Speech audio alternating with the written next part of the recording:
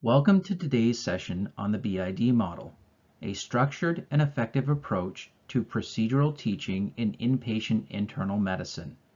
This model, briefing, intraoperative teaching, and debriefing, ensures that learners develop technical skills while maintaining patient safety and care quality in the hospital setting. During this session, we will achieve three objectives. First, to understand the BID model and its three phases. Second, to explore examples of its application to common internal medicine procedures. And third, to discuss strategies for implementing this model effectively in the fast-paced inpatient environment. The BID model is a framework designed to structure procedural teaching. It begins with briefing, where the educator prepares the learner and sets clear expectations. During intraoperative teaching, the educator provides real-time guidance and feedback while the learner performs the procedure. Finally, in debriefing, the educator and learner reflect on the experience, reinforcing strengths and identifying areas for growth. This approach creates a safe and supportive environment for skill acquisition and reflection. The BID model is particularly valuable in internal medicine, where learners must master a variety of bedside and invasive procedures. It supports deliberate practice, enhances technical skills, and encourages patient-centered care while ensuring that feedback is timely and constructive. Let's start with central line placement, a common but high-stakes procedure.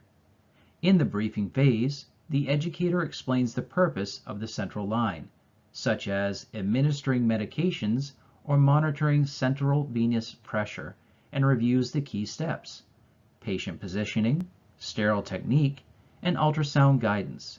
The educator also highlights critical safety aspects, such as preventing infection and avoiding complications like pneumothorax.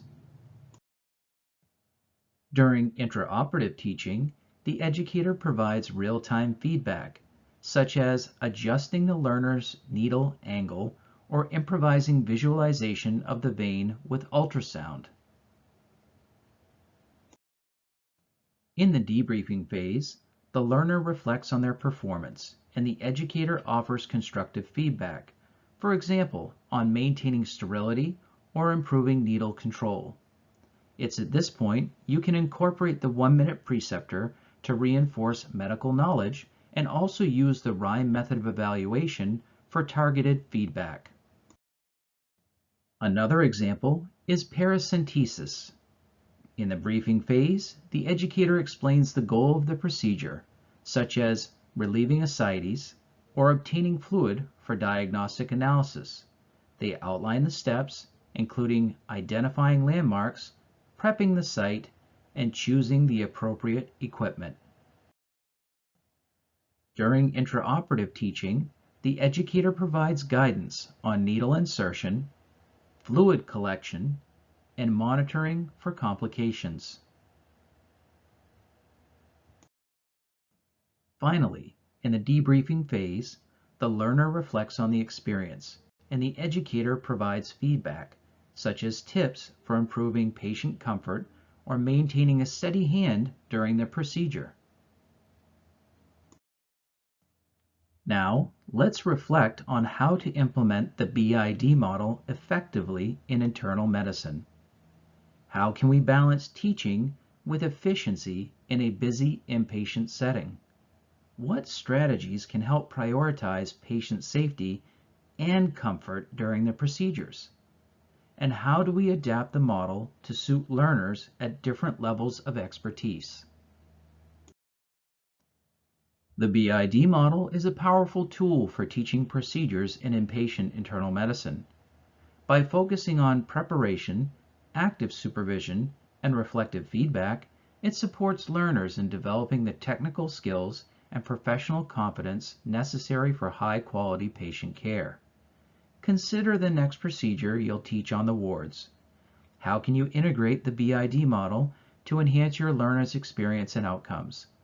Thank you for your attention, and we encourage you to apply this model in your teaching practice. For further elaboration on the use of the BID model in tandem with the 1-minute preceptor, please visit the main Rural Healthcare Education Grand Rounds presentation on this topic.